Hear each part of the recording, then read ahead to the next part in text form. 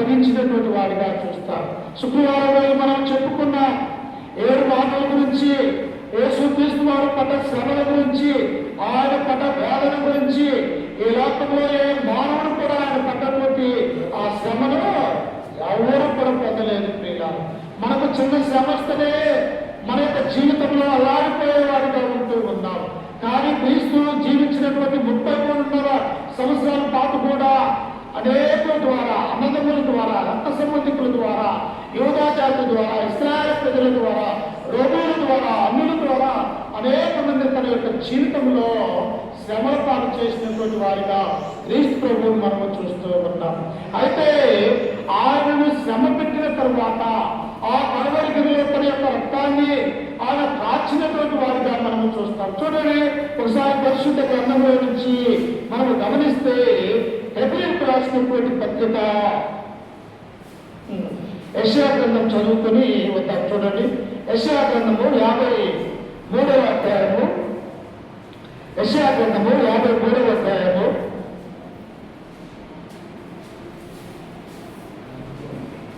53వ అధ్యాయము 4వ వచనాన్ని చదువుకుందాం.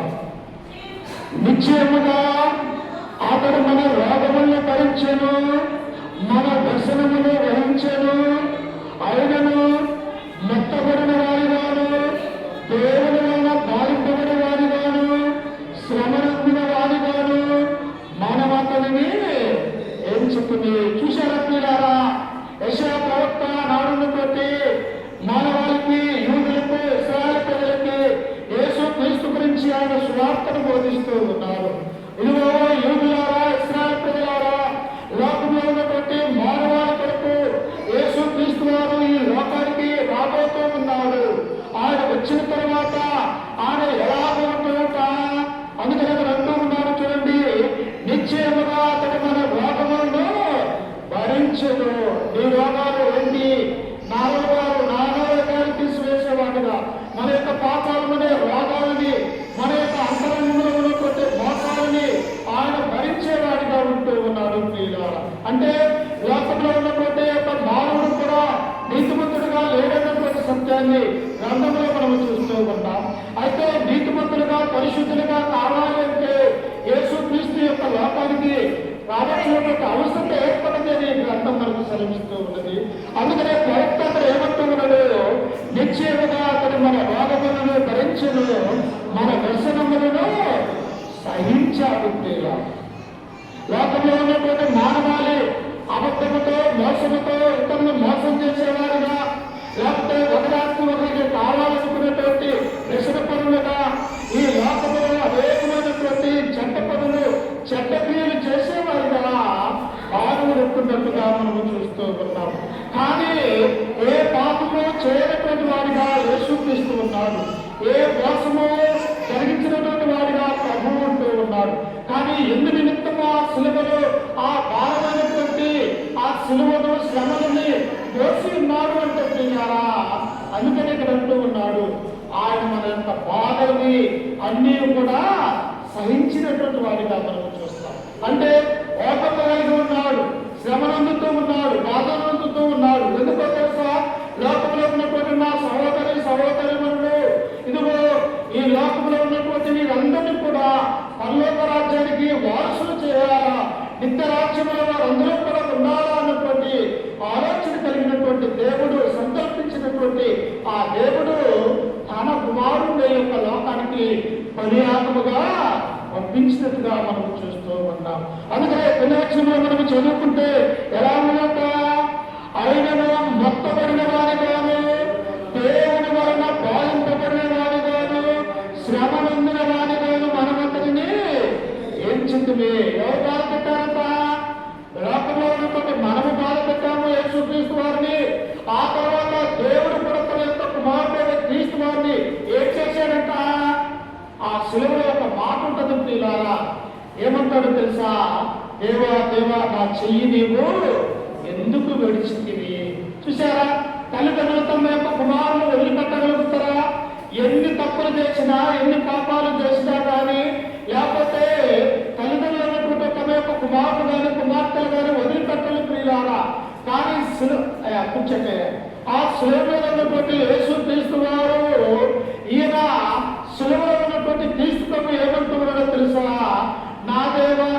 దేవా నా చెయ్యి ఎందుకు విడిచితివి? చూశారా, ఆ సమయంలో దేవుడు దొరకకపోయినట్టుగా చూస్తూ ఉన్నాం.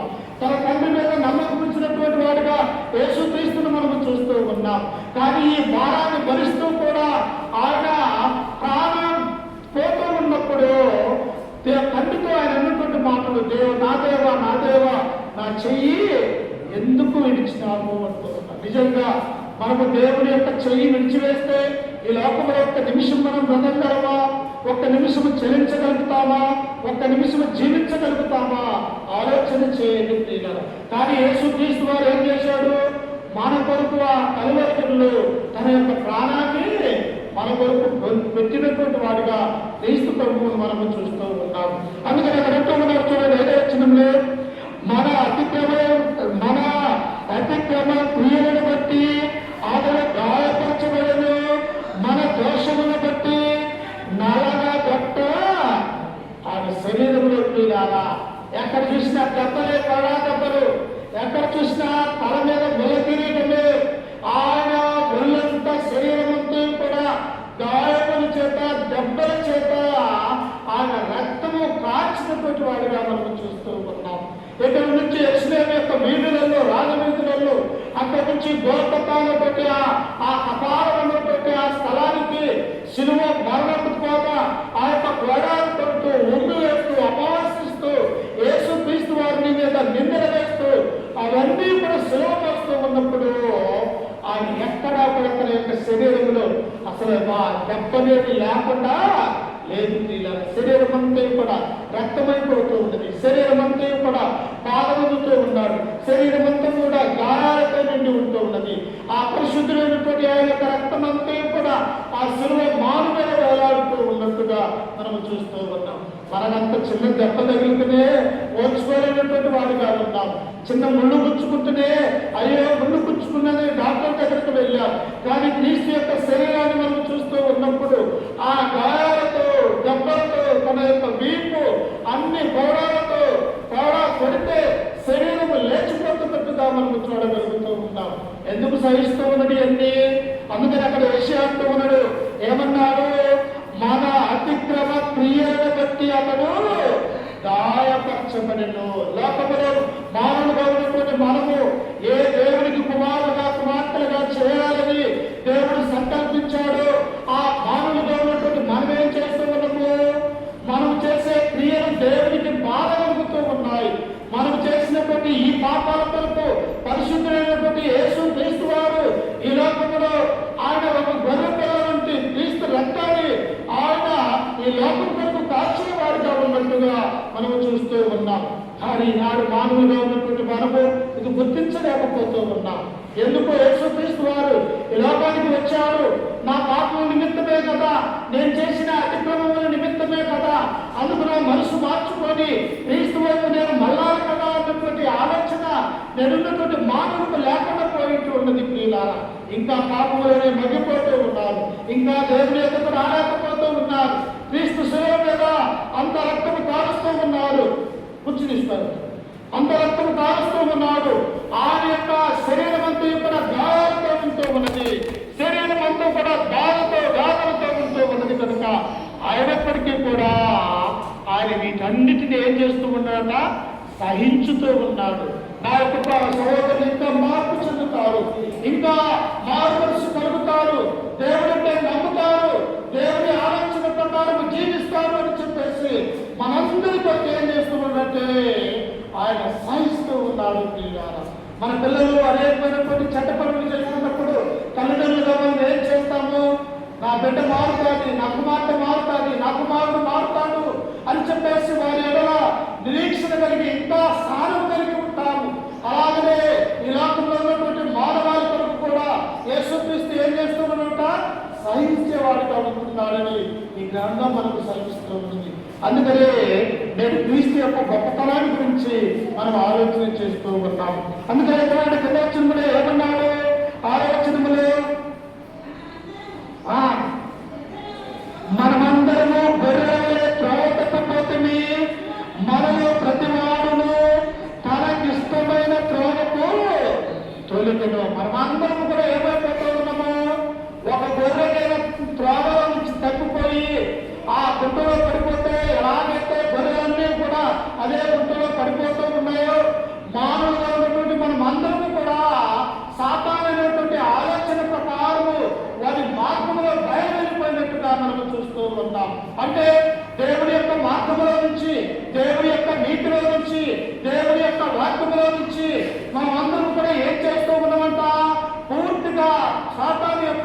బంధకాలలోకి వెళ్ళిపోయినటువంటి వారిగా మనము చూస్తూ ఉన్నాం.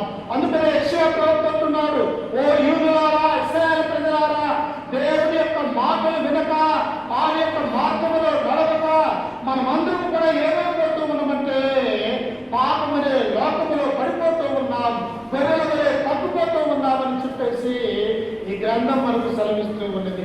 ప్రియులారా, మనం ఎలా తప్పిపోయినా, ఎలా పాపములో ఉన్నా కానీ నిన్ను నన్ను రక్షించడానికి యేసుక్రీస్తు వారు ఈ లోకానికి వచ్చాడన్నటువంటి ఆయన మన విశ్వాసము కలిగి ఉండాలని ఈ గ్రంథంలో నుంచి మనం నేర్చుకుంటూ ఉన్నాం.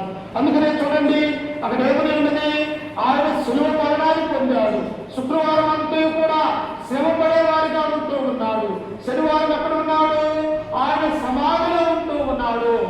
ఇప్పుడు ఆదివారం ఆయన ఏం చేస్తూ ఉన్నాడో తెలుసా, తిరిగి 3వ దినాన పునరుత్థానం వెళ్తూ ఉన్నాడు. అంటే మరలా జన్మిస్తూ ఉన్నాడు, మరలా లేచాడు ఆయన. ఇదిగో లోకంలో ఉన్నటువంటి ఏ మానవుడు మరణించినటువంటి వాడు తనకు తానుగా తిరిగి ప్రాణం పొందినటువంటి వాడిగా మనం చూడగలుగుతారా? ఎవరు కానీ ఒకే ఒక్కడు లోకరక్షకుడైనటువంటి యేసుక్రీస్తు వారు మాత్రమే ఈ లోకంలో మానవాళి కొరకు తన యొక్క ప్రాణాన్ని పెట్టాడు. మానవాళి కొరకు తను ఏం చేశాడు, మరలా సజీవుడై తిరిగి 3వ దినాన ఆయన తిరిగి లేచినటువంటి వాడిగా మనం చూస్తాం. అమ్మా, చనిపోయినటువంటి వారు ఎవరైనా లేచారా? మనకంటే ముందున్నటువంటి వారు కానీ, మనకంటే పితరులు కానీ ఎవరు కూడా లేరు. క్రీస్తు మాత్రమే కొంతమందిని లేచినటువంటి వారిగా మనం చూస్తాం. పాత నిబంధన కాలంలో దేవుని చేత మాత్రమే కొంతమందిని బ్రతికించినటువంటి వారిగా మనం చూస్తాం. కానీ వారు మరలా ఏమైపోయారు, మరలా మరణించారు. అంటే మామూలుగా ఉన్నటువంటి వారందరూ కూడా ఈ లోకంలో ఒక్కసారి మరణించిన తర్వాత మరలా తిరిగి లేవలేము మనము. కానీ ఎలా, ఈ దేవుని యొక్క కుమారుడు మాత్రమే, ఆయన క్రీస్తు ప్రభువు మాత్రమే మరలా 3వ దినాన తిరిగి లేస్తూ ఉన్నాడు అన్నటువంటి సత్యాన్ని మనము ఆలోచన కలిగి ఉండాలి ప్రియులారా. అందుకనే చూడండి, ఆయన యోహాను సువార్త 20వ అధ్యాయంలో మనము చదువుకుంటే ఒకసారి చూడండి, యోహాను సువార్త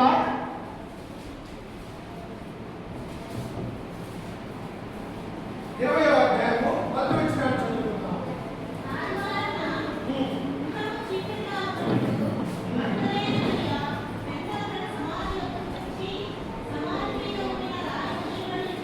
ఒక్క నిమిషం మళ్ళీ చదువున్నాం. ఆదివారమే ఇంకా చీకటిగా ఉన్నప్పుడు మగ్దలేని మరియా పెందల కాడే లేచి సమాధి ఎద్దకు వచ్చి సమాధి మీద ఉండిన రాయి తీయబడి ఉండుట. ఎవరక? మగ్దలేని మరియా. అయ్యో, మా మధ్యలో ఉన్నటువంటి యేసుక్రీస్తు వారు మరణించాడే, ఆ మరణించినటువంటి వ్యక్తి సమాధిలో ఉన్నాడే, ఆయన ఏమైపోయి ఉంటాడు అని చెప్పేసి ఆదివారం ఉదయాన్నే పెందల కాడే లేచి, ఎప్పుడు లేస్తూ ఉన్నాడమ్మా? పెందల కాడే లేవచ్చు వస్తున్నాడు. ఎందుకో తెలుసా? దేవుడంటే ఆమెకు ప్రేమ, దేవుడంటే ఆమెకు విధేయత, దేవుని యొక్క మాటలు విన్నటువంటి స్త్రీగా మనం చూస్తూ ఉన్నాం. కనుక తన యొక్క హృదయం అంతా కూడా రాత్రికాలం అంతా కూడా బహుశా నిద్రపోయి ఉండదు. ఇదిగో దేవుడి కుమారుడైనటువంటి యేసుక్రీస్తు వారు ఆ శిలువ మరణాన్ని పొందిన తర్వాత సమాధిలో ఉన్నటువంటి ఆయన 3వ దినాన లేస్తాడేమో అని చెప్పేసి వారి యొక్క ఆలోచన ప్రకారము ఆమె ఏం చేసిందంట, ఆదివారమున తెల్లవారగానే పెందల కడ వచ్చి సమాధి ఎదుకు వెళ్ళినారు. మరి మనం ఏం చేస్తూ ఉన్నాము? పెందల కాడ దేవుడి యొక్క మందిరానికి వస్తూ ఉన్నామా? పెందల కాడ దేవుడి యొక్క వాక్యాన్ని వినగలుగుతూ ఉన్నామా? పెందల కాడ ఎక్కడ ప్రార్థించి అక్కడికి మనం వెళ్ళగలుగుతూ ఉన్నామా? ఉదయాన్నే లేచి దేవుడి యొక్క వాక్యాన్ని చదివేవారిగా ఉన్నామా? పెందల కాడ లేచి దేవుడికి మొరపెట్టేవారిగా ఉన్నామా? ఒకసారి మనం ఆలోచన చేయాలనుకున్నాను. దేవుడిని నమ్ముకున్నటువంటి బిడ్డ ఎలా ఉన్నదంట? ఉదయాన్నే లేచి పెందల కాడ లేచి ఆయన వెంబడించే వారిగా ఉంటూ ఉన్నారు. ఎప్పుడు వస్తుంది ఇలాంటి ఆలోచన? క్రీస్తు మీద ఉన్నటువంటి ప్రేమ, యేసుక్రీస్తు నందు మనకు విశ్వాసం కలిగి ఉంటే, ఆయనలో మనము పూర్తిగా ఉన్నట్టయితే మన యొక్క హృదయంలో ఇలాంటి ఆలోచన పుడతది అన్నటువంటి సత్యాన్ని మనము గ్రహిస్తాం. ఒక్కొక్కరికి ఉదయాన్నే లేచి ఏమనిపిస్తుంది? సినిమాకు వెళ్ళాలనుకుంటాడు. మరొకరు ఉదయాన్నే లేచి ఏం చేయాలనుకుంటాడు? ఉదయాన్నే పనికి వెళ్ళాలని ఆలోచన కలిగి ఉంటాడు. మరొకరు ఉదయాన్నే లేచి ఉంటాడు, ఈ రోజు ఏం తినాలా, ఏం త్రాగాలా అని చెప్పేసి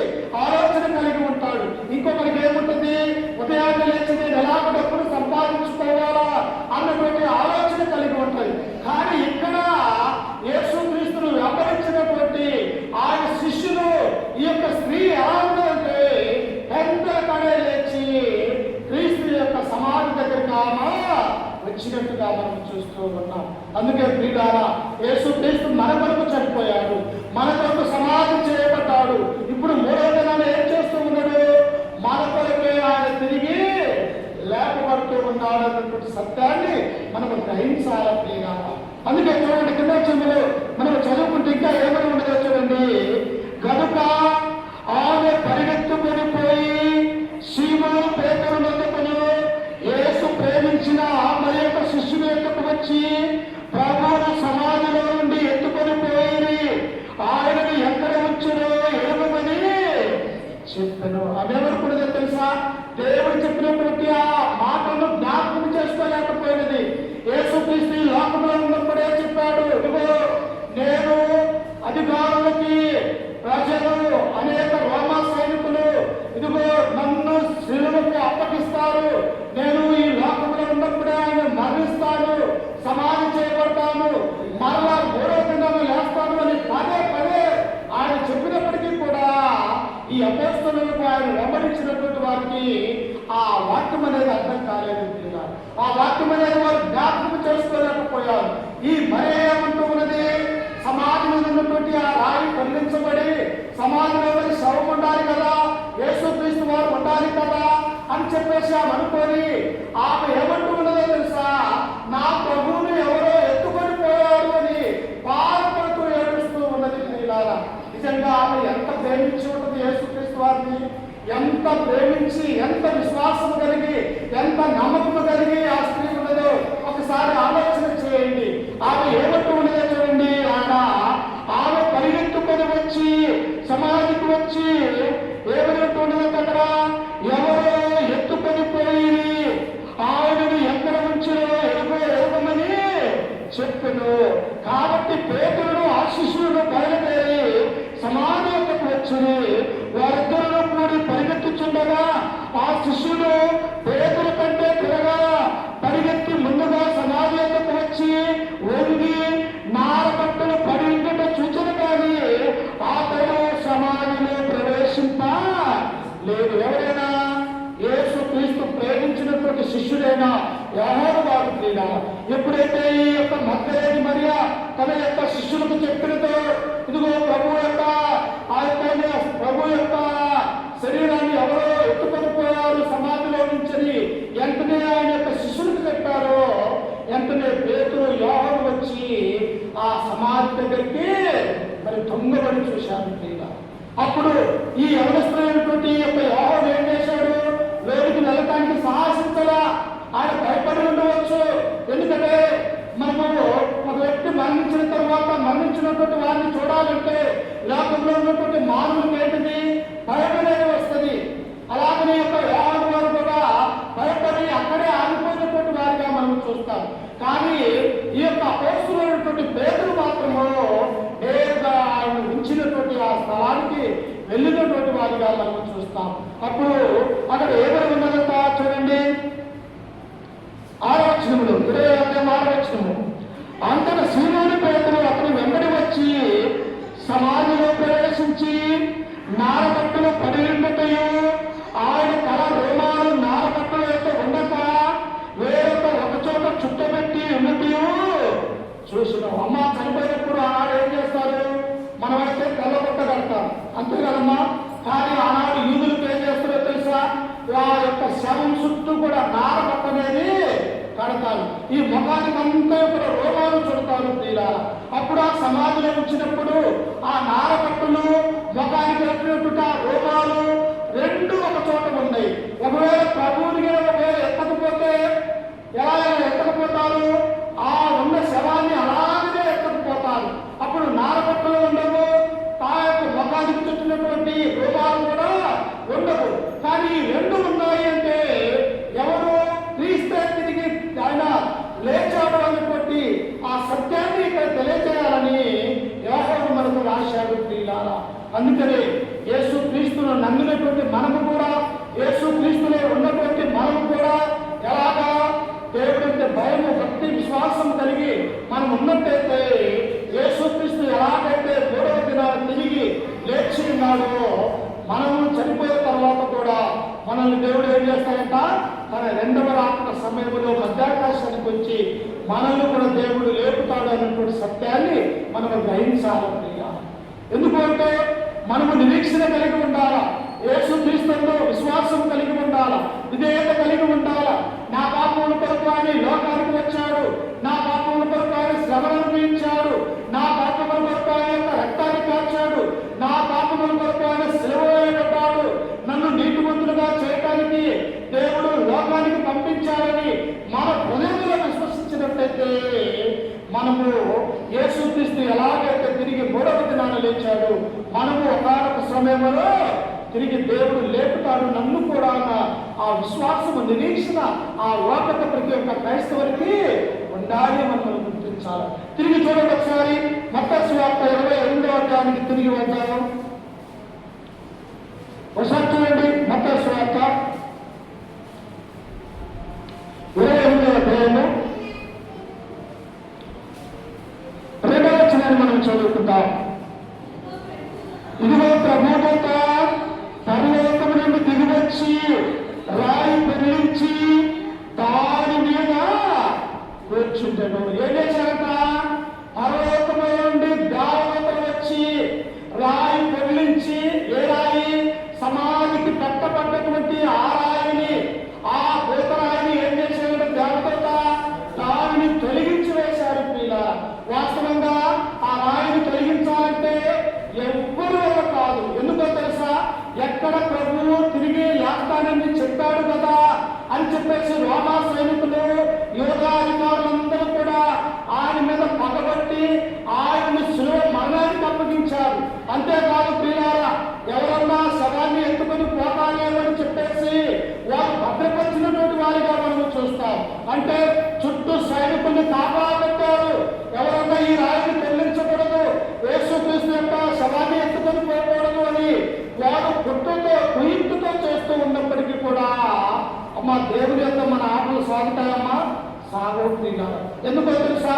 ఆయన పరలోకంలో ఉన్న దేవుడు ఆయన కుమారుడైనటువంటి యేసుక్రీస్తు వారిని ఈ లోకానికి ఆయన పంపించి ఉన్నాడు. ఆయన మరణించినప్పటికీ కూడా తిరిగేది నా దేవుడు నా తండ్రి లేపుతాడన్నటువంటి విశ్వాసము నిరీక్షణ కలిగిన వాడు.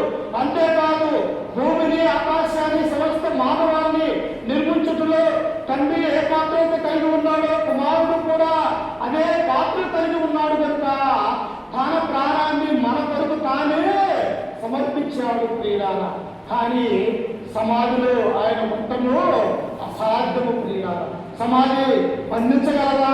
ఈ లోకం ఆయన మోయగలదా? అస్సలు చేత కాదు ప్రియులారా. అందుకని ఇక్కడ ఏమన్నదంట? దేవదూత వచ్చి ఆ రాయిని పొరిలించి ఆ రాయి మీద దేవదూత కూర్చున్నది. చూశారా ప్రియులారా? అంటే దేవుడు ఎంత మహత్కారుడు, ఆయన ఎంత సర్వోన్నతుడు, సర్వ సృష్టికి ఆది సంభూతుడు, ఆయన మహోన్నతుడు అన్నటువంటి విషయాన్ని మనము గమనించాలి. అంతేకాదు మరణించిన వారిని సైతము లేపదగినటువంటి సజీవుడైనటువంటి క్రీస్తుని మనము గుర్తు చేసుకోవాలి ప్రియులారా. అందుకే పునర్వచనములు ఎంత మనము చదువుకుంటే చూడండి, దాని మీద కూర్చుని అప్పుడు మహాభూకంపము కలిగను, ఆ దూత స్వరూపము మెరుపోలేనుండెను, అతని వస్త్రము హిమవంత తెల్లగా ఉండెను, అతనికి భయపడటం వలన కావలి వారు వరికి చచ్చిన వారి వలన ఉండేది.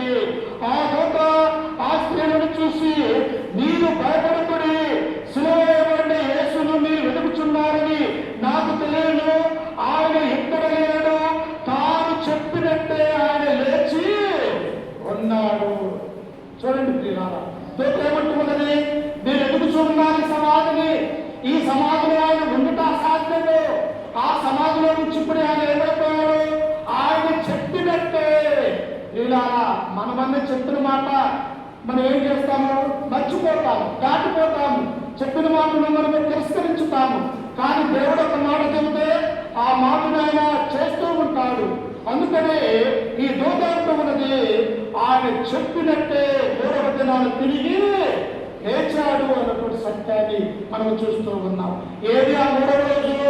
ఈ ఆదివారం ప్రియులారా, ఈ ఆదివారం కండల కాడే తెల్లవారుజాముందే ఆయన సమాధిలో నుంచి తిరిగి లేచి మూడవ దినాన లేచినట్టుగా మనము చూస్తూ ఉన్నాం. ఎందుకు మనం ఆదివారంలో కూర్చొని ఆయన మందిరంలో ఆరాధిస్తూ ఉన్నాము అంటే ఇదే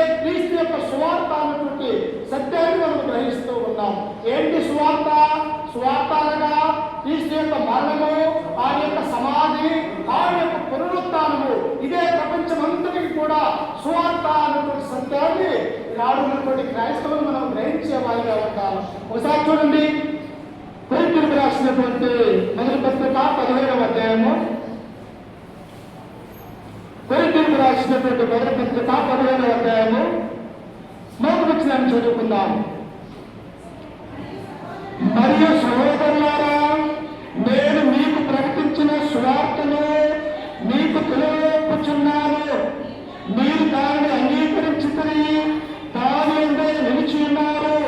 మీ విశ్వాసము వ్యక్తమైతేనే కానీ నేను ఏ ఉపదేశ రూపముగా సువార్త మీకు ప్రకటించుతున్నో ఆ ఉపదేశమును మీరు గట్టిగా పట్టుకుని ఉన్న పక్షమందు ఆ సువార్త వలననే మీరు రక్షణ పొందువారై ఉందురు. అమ్మా, దేవుని యొక్క సువార్త వినకపోతే నీకు రక్షణ అనేది లేదు. యేసుక్రీస్తు గురించి నీకు తెలియకపోతే నువ్వు పరలోక రాజ్యము చేరలేవు. యేసుక్రీస్తు గొప్పతనాన్ని గురించి మనం అర్థం చేసుకోలేకపోతే మన యొక్క జీవితానికి పరమార్థం అనేది లేదు ప్రియులారా. అందుకని పౌలు ఏమంటూ ఉన్నాడు, ఓ కొరింథీయులో ఉన్నటువంటి వారలారా, ఇదిగో నేను మీకు ప్రకటించినటువంటి ఆ సువార్త మీరు విధేయత కలిగి వినాలా. ఏంటి ఆ యొక్క సువార్త? అందుకే ఎక్కడ వచ్చిన అంటూ ఉన్నాడు చూడండి, నాకు ఇయ్యబడిన ఉపదేశము ముఖ్యమైనదిగా ఎంచి మీకు అప్పగించుకుని అదేమనగా లేఖనముల ప్రకారం క్రీస్తు మన పాపముల నిమిత్తము మృతి పొందారు. అమ్మా, ఎందుకు పొందారు మృతి? మన పాపముల నిమిత్తము, మనం చేసిన అతిక్రమముల నిమిత్తము. నేను మొదటగా చెప్పాను కదా యెషయా గ్రంథములో, మనము చేసిన అతిక్రమ క్రియల నిమిత్తమై ఆయన ఏం చేశాడు? ఆయన గాయపరచబడినటువంటి వాడాయను అనే మాటను మనం చూస్తాం. ఎందుకు ఆయన మృతి పొందాడు? మన పాపాలను తీసివేయడానికి, మనల్ని తండ్రికి దగ్గర చేయడానికి, మనల్ని పరిశుద్ధులుగా చేయడానికి, మనల్ని నీతిమంతులుగా చేయడానికి, మనల్ని తన యొక్క రక్తములో కడగబడటానికి ఆయన మృతి పొందవలసినటువంటి అవసరత ఏర్పడ్డది అని మనం గ్రహించాలి. అందుకనే పౌలు అంటున్నాడు, ఓ కొరింథీయులో ఉన్నటువంటి వారలారా, మీ పాపంలో నుండి మీరు ఎలాగ రక్షింపబడ్డారో తెలుసా? క్రీస్తు యొక్క సువార్త వినటము ద్వారా. సువార్త అంటే ఏంటో తెలుసా? క్రీస్తు యొక్క మరణం అనేటువంటి సత్యాన్ని పౌలు కొరింథీయులో ఉన్నటువంటి సంఘానికి తెలియజేస్తూ ఉన్నాడు. ఈనాడు సువార్త అంటే ఏంటో అనుకుంటూ ఉన్నారు. ఈనాడు సువార్త అంటే హల్లెలూయా హల్లెలూయా అని ఒక గంట సేపు వచ్చేది కాదు సువార్త. లేకపోతే సువార్త అంటే స్తోత్రం స్తోత్రం అని ఒక అర్ధగంట సేపు వ్యాపారం వేసేది కాదు. సువార్త అంటే సువార్తకున్నటువంటి అర్థము, దాని మీనింగ్ ఏంటో తెలుసా? క్రీస్తు యొక్క మరణము, సమాధి, పునరుత్థానం అనేది ఈనాడు తెలుసుకోలేకపోతూ ఉన్నారు. అందుకనే పౌలు అంటూ ఉన్నాడు, కొరింథీయులారా, నాకు ఇయ్యబడిన ఉపదేశమును ముఖ్యమైనదిగా ఎంచి మీకు అప్పగించుకుని అదేమనగా లేఖనముల ప్రకారం క్రీస్తు మన పాపం నిమిత్తము మృతి పొందడు. ఏ లేఖనాలు చెబుతూనే ఉన్నాయంట? చూడండి ఒకసారి, పరిశుద్ధ గ్రంథంలో నుంచి ఏ లేఖనాలు చెబుతూ ఉన్నాయి? లూకా సువార్త 24వ అధ్యాయము 26వ వచనాన్ని మనం చదువుకుందాం. లూకా సువార్త 24వ అధ్యాయము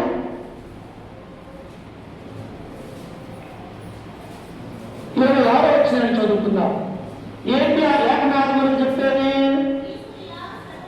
క్రీస్తు ఇలాగ శ్రమపడి తన మహిమలో ప్రవేశించుట అమ్మా అగత్యము కాదా అని వారితో చెప్పాడు. ప్రభు అంటూ ఉన్నాడు, యేసుక్రీస్తు అంటున్నాడు, ఈ లోకంలో ఉన్నప్పుడే అంటూ ఉన్నాడు. ఏమంటూ ఉన్నాడు? క్రీస్తు ఇలాగ శ్రమపడి, ఎలాగూ ఆయన యొక్క రక్తం మానవాల కొరకు కార్చాలా, ఆయనను సమాధి చేయాలా, తిరిగి తనంతో తానే ఆయన 3వ దినాన్ని లేయాలా. అందుకనే ప్రభు ఈ లోకంలో ఉన్నప్పుడే ఈ యొక్క మరణాన్ని గురించి అనేక సార్లు తెలియజేసినటువంటి వారిగా మనము చూస్తూ ఉన్నాం. అందుకనే లూకా ఇక్కడ ఏమంటూ ఉన్నాడు? ఇదిగో 20వ వచనం చదవండి ఒకసారి. అదే లూకా సువార్త 24వ అధ్యాయం 20వ వచనము. అందుకైనా అనేకులారా, ప్రవక్తలు చెప్పిన మాటలు నీవు నమ్మని మందమతులారా. ఎవరంతా? ఈనాడు దేవుని యొక్క వాక్యం చేస్తుంటే ఎలాగైతే నిద్రపోతుంటారో, దేవుని యొక్క వాక్యం చేస్తుంటే ఎలాగైతే ఈ చెవుని విని ఈ చెవుని వదిలివేస్తూ ఉన్నారో, అలాగే ప్రభు అయినటువంటి యేసు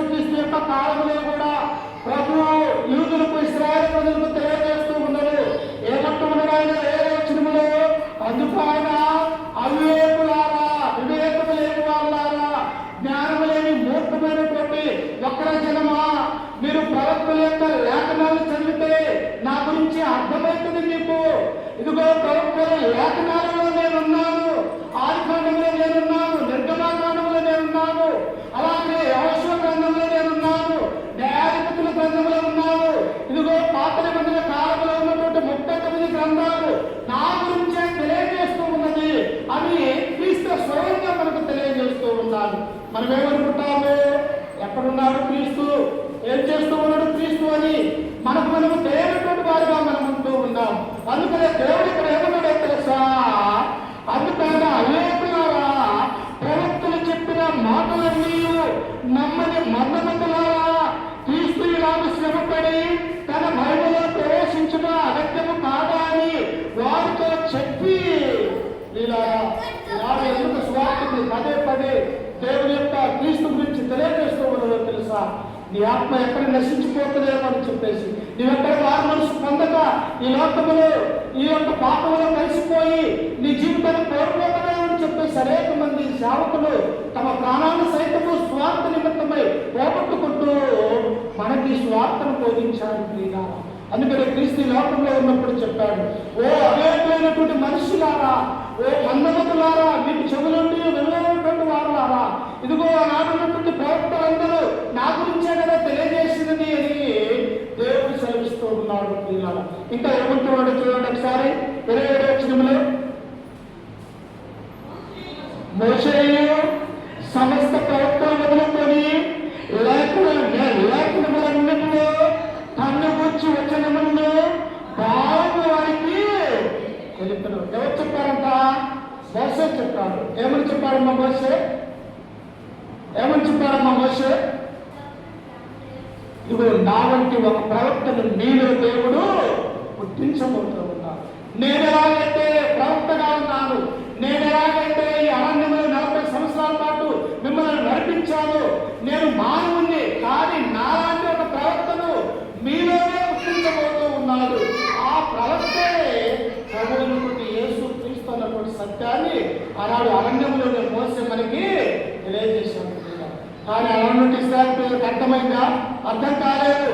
నాలాంటి ప్రవక్త అంటే మనలోనే ఒక ప్రవక్త పుట్టాడేమో అనుకున్నాడు, కానీ ఆయన దేవుడి కుమారుడని, మహిమా స్వరూపమైనటువంటి తండ్రి యొక్క కుమారుడని ఆనాడు ఉన్నటువంటి వారికి అర్థం కానట్టుగా మనం చూస్తూ ఉన్నాం. ఇంకా మనం చదువుకుంటే ఎంతమంది క్రీస్తు గురించి చెప్పాడు? యెషయా కూడా తెలియజేశాడు ప్రియులారా. ఏమన్నాడు ఆయన? ఇదిగో కన్యక కుమారుడు గర్భవతి కుమారుడు కనుడు, ఆయనకి ఇమ్మానుయేలుని పేరు పెట్టబడింది. ఎప్పుడు? క్రీస్తు పుట్టక ముందే 730 సంవత్సరాలకు ముందే ఆయన ప్రవక్త అయినటువంటి యెషయా మనకు తెలియజేశాడు. ఆ తర్వాత ఇర్మియా కూడా మనకు తెలియజేశాడు. ఎలాగా? ఈ క్రీస్తు గురించే తెలియజేశాడు. ఏమన్నాడు? ఇర్మియా గ్రంథం 31వ అధ్యాయం 31వ వచనం మనం చదువుకుంటే ఒకసారి చూడండి. ఇర్మియా కూడా ఈ క్రీస్తు గురించే, ఈ కొత్త నిబంధన చట్టం గురించే ఆయన బోధించినటువంటి వారిగా మనం చూస్తాం. ఒకసారి చూడండి ఇర్మియా గ్రంథము 31వ అధ్యాయం 31వ వచనం. నేను ఇశ్రాయేలు వారితోను యూదా వారితోను కొత్త నిబంధన చేయు దినములు వచ్చుచున్నవి. ఎవరితో? ఇశ్రాయేలు వారితోను యూదా వారితోను నేను కొత్త నిబంధన చేయు దినములు వచ్చుచున్నవి అంటున్నాను. ఏంటి ఆ నిబంధన? కొత్త నిబంధన అంటే ఎవరు సాదృశ్యము? కొత్త నిబంధన చట్టానికి మూలం ఎవరు? యేసుక్రీస్తు ప్రియులారా. అందుకనే ఈ యేసుక్రీస్తు కొత్త నిబంధనలో పుట్టబోతూ ఉన్నాడు. ఆయన కనకైనటువంటి మరే గర్భాన ఉద్భవించబోతూ ఉన్నాడు. లోకము కొరకు ఆయన శ్రమ వేయబడబోతున్నాడు. లోకము కొరకు తన యొక్క ప్రాణాన్ని పెట్టబోతూ ఉన్నాడు. లోకము కొరకు ఆయన మరలా తిరిగి లేవబోతూ ఉన్నాడని ప్రవక్తలందరూ కూడా తెలియజేసినటువంటి వారిగా మనం చూస్తాం. ఇంకా చూడండి ఒకసారి మరొక ప్రవక్త కూడా క్రీస్తు గురించి చెబుతూ ఉన్నాడు. మీకా గ్రంథము 5వ అధ్యాయము ఒకసారి చూడండి. మరొక ప్రవక్త కూడా గురించి తెలియజేస్తూ ఉన్నాడు. మీకా గ్రంథము 5వ అధ్యాయము 2వ వచనాన్ని మనం చదువుకుందాం. బెత్లెహేము ఎఫ్రాత యూదా వారి కుటుంబంలో నీవు స్వల్పగాను, నా కొరకు ఇశ్రాయేలీయులు ఏర్పడేవాడు నీలో నుండి. ఎవరు బెత్లెహేము? కుగ్రామము, చిన్న గ్రామము. బెత్లెహేములో ఎవరు పుట్టారు? ఈయనే యోసేపు కుమారుడుగా, మరియమ్మ కుమారుడుగా యేసుక్రీస్తు బెత్లెహేములో పుట్టినటువంటి వారిగా మనం చూస్తాం. ఇదిగో ఇశ్రాయేలు ప్రజలను పరిపాలించేవాడు, ఇశ్రాయేలు అందరికీ మానవాళికి ప్రభువుగా ఉండేవాడు. ఇదిగో లోక రక్షకులందరూ కూడా ఇదిగో ప్రభు అని దేవుని యొక్క కుమారుడిని విశ్వసించేవాడు. ఎక్కడ పుట్టబోతూ ఉన్నట? బెత్లెహేములో పుట్టబోతూ ఉన్నాడు అని ప్రవక్తలందరూ కూడా క్రీస్తు గురించి బోధించినటువంటి వారిగా మనం చూస్తాం. కానీ మనం ఏం చేస్తాము? ఆనాడు ఉన్నటువంటి వారు నమ్మలేదు, ఈనాడు ఉన్నటువంటి వారు మనము కూడా అనేక మంది నమ్మకం మన యొక్క ఆత్మను కోల్పోతున్నటువంటి వారిగా మనం చూస్తాం. అందుకే ప్రియులారా, లేఖనాలు ఆయన గురించి ఏం తెలియజేసాయట? లేఖనాలు నా గురించి తెలియజేసాడు. ఎవరెవరు తెలియజేశాడు? మోసే తెలియజేశాడు. ఆదికాండం 3వ అధ్యాయం 16వ వచనంలో కూడా స్త్రీ సంతానము పుడతాను అని ఆనాడు ఆదికాండంలో మోసే మనకు తెలియజేశాడు. ఆ తర్వాత యెషయా మనకు తెలియజేశాడు. ఆ తర్వాత ఇర్మియా మనకు తెలియజేశాడు. ఆ తర్వాత మీకా మనకు తెలియజేస్తున్నాడు. అంటే ప్రవక్తలందరూ కూడా ఈ క్రీస్తు గురించి, మరణం గురించి, సమాధి గురించి, ఆయన పునరుత్థానం గురించి ప్రవక్తలందరూ కూడా మనకు తెలియజేసినప్పటికీ కూడా ఇంకా మనము దేవుని నమ్మలేనటువంటి వారిగా మనం ఉంటూ ఉంటాం. అందుకని ఆ దేవతతో ఏమన్నాడు? మీరు దేవుని వెతుకుతూ ఉన్నారు, కానీ ఆయన ఇప్పుడు ఏం చేశాడు? ఆయన ఇక్కడ లేడు, ఆయన లేచి ఉన్నారు అన్నటువంటి మాటని మనం చూస్తాం. నిజంగా యేసుక్రీస్తు ఈనాడు 3వ దినాన్ని లేచారని మనం విశ్వసించాలి. మన హృదయంలో ఒప్పుకోవాలా. క్రీస్తు యొక్క గొప్పతనాన్ని గురించి మనం ఆలోచన కలిగే వారిగా ఉండాలనుకున్నారు. ఇంకా మనం చూసినట్లయితే ఒకసారి చూడండి, పరిశుద్ధ గ్రంథంలో నుంచి కొరింథీయులకు రాసినటువంటి మొదటి పత్రిక 15వ అధ్యాయము 20వ వచనాన్ని మనం చదువుకుందాం. 15-20 పరమటి సంవత్సరం. ఇప్పుడైతే నిద్రించిన వారిలో ప్రథమగా క్రీస్తు మృతులలో నుండి లేపబడి ఉన్నాడు. ఇప్పుడైతే నిద్రించిన వారంటే, నిద్ర అంటే ఏమన్నాడు బైబిల్లో? మరణం అన్నాడు. అందుకనే పౌలంటూ ఉన్నాడు, ఇప్పుడైతే నిద్రించిన వారిలో ప్రథమ ఫలముగా క్రీస్తు మృతులలో నుండి లేపబడి ఉన్నాడు. మనుషుల ద్వారా మరణం వచ్చిన కనుక మనుషుల ద్వారానే మృతుల పునరుత్థానము కలిగెను. అమ్మా, ఎవరి ద్వారా మరణం వచ్చినది? అమ్మా, ఎవరి ద్వారా మరణం వచ్చినది? మనుషుల ద్వారా. ఏ మనుషుడు? మొట్టమొదటిగా భూమి మీద ఇదిగో దేవుడు తన సంకల్పం ద్వారా కుమారుడుగా పిలువబడినటువంటి ఆదాము ద్వారా ఈ లోకంలోనికి మరణం వచ్చాడు. అమ్మ, ఆదాము ద్వారానే వచ్చింది. ఎందుకు? ఆదాము అవ్వ ఏదైనా తోటలో పాపము చేయటం వలన ఆ పాపం ఏం చేసిందంటే ఆదాము మొదలుకొని అందరి మీద ఏలుబడి చేస్తూ ఉన్నది. అందుకని ఇక్కడ పౌలంటూ ఉన్నాడు, ఒక మనుష్యుని ద్వారా ఏమొచ్చిన కనుక మరణం వచ్చిన కనుక అదే మనుష్యుని ద్వారా మృతుల పునరుత్థానము కలిగెను. ఒక మనుషుని ద్వారా ఆదాము ద్వారా మరణం వచ్చితే ఆయన ఒక మనుషులైనటువంటి యేసుక్రీస్తు ద్వారా ఏమొచ్చినదంట? మరణించినటువంటి వారు మరలా బ్రతుకుతున్నటువంటి ఆ ధైర్యాన్ని క్రీస్తు కలిగించినటువంటి వారిగా మనం చూస్తాం. ఇదే విషయాన్ని రోమాలో ఉన్నటువంటి సంఘాన్ని కూడా పౌలు సెలవించాడు. ఒకసారి చూడండి, రోమీయులకు రాసినటువంటి పత్రిక 5వ అధ్యాయం 12వ వచనాన్ని కూడా చదివితే ఎవరు ఆ మనుష్యుడు అన్నటువంటి సత్యాన్ని ఇక్కడ తెలియజేస్తూ ఉన్నాడు. చూడండి ఒకసారి, రోమీయులకు రాసినటువంటి పత్రిక 5వ అధ్యాయము 12వ వచనాన్ని. ఇట్లుండగా ఒక మనుషుని ద్వారా పాపమును, పాపము ద్వారా మరణమును లోకంలోనికి ఎలాగ ప్రవేశించును? మనుషులందరూ పాపము చేసినందున అలాగనే మరణమును అందరికీ సంప్రాప్తమాయను. అమ్మ, పుట్టినటువంటి ప్రతి మనుషుడు చనిపోతున్నాడా? అసలు బ్రతకడు ప్రియుడా. పుట్టినటువంటి ప్రతి మనుషుడు గిట్టక తప్పదు. అందుకనే పౌలంటున్నాడు, ఇట్లుండగా ఒక మనుష్యుని ద్వారా పాపమును, పాపంలో నుండి ఏమొచ్చినది? మరణమునే వచ్చినది ప్రియుడా. ఎందుకు పాపం వచ్చినది? దేవుని ఆజ్ఞను అతిక్రమించిన లోకంలోనికి పాపం వచ్చును. పాపము ద్వారా మరణం అనేది వచ్చింది. ఆ మరణము ఎవరికి వచ్చిందంట? అందరికీ సంప్రాప్తమాయలు. చిన్నవాడని లేదు, పెద్దవాడని లేదు, వృద్ధుడని లేదు, యవనస్తుడని లేదు, అందరూ ఈ లోకంలో మరణించవలసినటువంటి వారమై ఉన్నాం. అయితే దేవుడికి బాధ కలగదా అమ్మా? నేను పుట్టించిన నా కుమార్తెలు ఈ లోకంలో నశించిపోతూ ఉన్నది, ఈ లోకంలో మరణించిపోతూ ఉన్నది.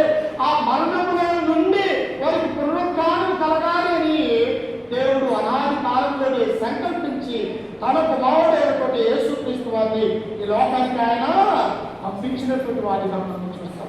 అందుకు చూడండి, 9వ వచనములో ఏమై ఉన్నదో, 13వ వచనములో, ఏదైనా ధర్మశాస్త్రము వచ్చిన కనుక పాపము లోకములో ఉండను కానీ ధర్మశాస్త్రము లేనప్పుడు పాపము ఆరంభపడదు. ఆయనను ఆరాధన చేసిన అతిక్రమమును పోని పాపము చేయని వారి మీద కూడా ఆదాము మొదలుకొని మోసే వరకు మరణము వేరును ఆదాము రాబోయేవానికి గురితై ఉండెను. ఒక ఆదాము వచ్చేమో లోకములోనికి పాపములోనికి మరణాన్ని తీసుకువచ్చే రెండవ ఆదామైనటువంటి యేసుక్రీస్తు వారు ఈ పాపములో నుండి దేవుడి వైపుకు, మరణములో నుండి నిత్యజీవం వైపుకు మళ్లించినటువంటి వారిగా ఈ రెండవ ఆదామైనటువంటి యేసుక్రీస్తు మూడవ దినాన తిరిగి లేచాడని మనము విశ్వసించాలి. అందుకని ఆ 9వ వచనములో చూడండి ఒకసారి, మనము దేవుడు చూడండి ఒకసారి, 10వ వచనములో చూడండి. అయితే అపరాధము కలిగినట్టు కృపావరమును కలగలేదు. ఎక్కడగా ఒకరి అపరాధము వలన అనేకులు చనిపోయిన పక్షమున మరి నిశ్చయముగా దేవుని కృపయు యేసు క్రీస్తు ఒక మనుష్యుని కృప చేతనైనా దానమును అనేకులకు కలుగును అని విస్తరించును. ఒక మనుషుని ద్వారా పాపం వచ్చి ఏలక చేస్తూ ఉంటే ఒక మనుష్యుని ద్వారా ఆ పునరుత్థానం వచ్చి రక్షణలోకి నడిపిస్తూ ఉన్నది ప్రియులం. కాబట్టి ఇప్పుడు మనకు క్రీస్తుని నమ్ముకుంటే ఏం లేదంట, ఏ శిక్ష విధియు లేదు. రోమిలకు రాసినటువంటి పత్రిక 8వ అధ్యాయం 1వ వచనంలో మనం చదువుకుంటే చూడండి ఒకసారి, అక్కడే ఏమైనా ఉన్నదంట. కాబట్టి ఇప్పుడు క్రీస్తు యేసునందున్న వారికి ఏ శిక్ష విధియు. అమ్మా చూసారా, ఎన్ని పాపాలు చేసినాను, ఎన్ని మోసాలు చేసినా, ఎంత అపరాధంలో ఉన్నా నేను పాపినని క్రీస్తు యొక్కకు వస్తే చాలు, నేను పాపినని నీ నోటితో ఒప్పుకొని క్రీస్తును సొంత రక్షకుడిగా అంగీకరించినట్టయితే, ఆయనలో బాప్తిసం పొంది నువ్వు సంఘములో చేర్చబడినట్టయితే ఇక నీ పాపాల దేవుడు జ్ఞాపకం చేసుకోడు. ఇది గుర్తుంచుకోవాలి పిల్లలు. ఎందుకు ఆయన తిరిగి లేవచ్చినటువంటి ఉద్దేశం ఏమిటి? నిన్ను నన్ను కూడా లేపటానికి, నిన్ను నన్ను ఆ పరలోక రాజ్యానికి వారసులుగా చేయటానికి ఆయన 3వ దినాన లేవచ్చినటువంటి అవసరత వచ్చింది అని మనం గుర్తు చేసుకోవాలి. అందుకే పిల్లారా, నాటి ఆదివారం యొక్క వాక్యం ఎందుకు తెలియజేసుకుంటూ ఉన్నామంటే ఆయన మరణాన్ని, ఆయన సమాధిని, ఆయన పునరుత్థానాన్ని మనం జ్ఞాపకం చేసుకోవాలి. అందుకనే ఇంకా ఏమంటూ ఉన్నదో చూడండి, పరిశుద్ధ గ్రంథంలో నుంచి రోమిలకు రాసినటువంటి పత్రిక 6వ అధ్యాయము 9వ వచనాన్ని మనం చదువుకుంటే అక్కడే ఉంటూ ఉన్నది. చూడండి ఒకసారి, మనము క్రీస్తుతో కూడా చనిపోయిన మృతులలో నుండి లేచిన క్రీస్తు ఎక్కడో చనిపోడనియో మరణమునకు ఎక్కడో ఆయన మీద ప్రభుత్వం లేదనియో ఎరిగి ఆయనతో కూడా జీవించుతామని నమ్ముచున్నాము. అమ్మా, క్రీస్తుతో కూడా, క్రీస్తు లేచినాడని మనం నమ్ముతున్నామా? యేసుక్రీస్తు చనిపోయాడు, సమాధి చేయబడ్డాడు, మళ్ళా 3వ దినాన లేచినాడని మనం నమ్ముతూ ఉన్నాము. అలాగే మనము క్రీస్తుతో కూడా ఉన్నట్టయితే ఆయన ఇంకా జీవిస్తూ ఉన్నాడు కదా, మనము కూడా క్రీస్తుతో ఉన్నట్టయితే మనము కూడా లోకమనే ఈ శరీరంలో మరణించినప్పటికీ కూడా ఆత్మ ఎల్లప్పుడూ కూడా జీవిస్తాదన్నటువంటి ఆ విశ్వాసాన్ని మనం కలిగి ఉండాలి. అందుకని ఏమంటాడు తెస్సలోనికి రాసిన మొదటి పత్రిక 4వ అధ్యాయం 13వ వచనములో, ఇదిగో ఏమంటాడు అక్కడ, ఇదిగో నిరీక్షణ లేని యుద్ధముల వలె మీరు దుఃఖపడకుండా నిమిత్తము నిద్రించుచున్న వారి గురించి మీకు తెలియకుండా నాకు ఇష్టం లేదు. అదేమనగా చూడండి, అక్కడ ఉంటుంది తెస్సలోనికి రాసినటువంటి మొదటి పత్రిక 4వ అధ్యాయం 13వ వచనములో మనం చదువుకుంటే పౌలు అక్కడ తెలియజేస్తూ ఉన్నాడు, సహోదరులారా, నిరీక్షణ లేని యుద్ధముల వలె మీరు దుఃఖపడకుండా నిమిత్తము నిద్రించుచున్న వారిని గురించి మీకు తెలియకుండా నాకు ఇష్టం లేదు. యేసు మృతి పొంది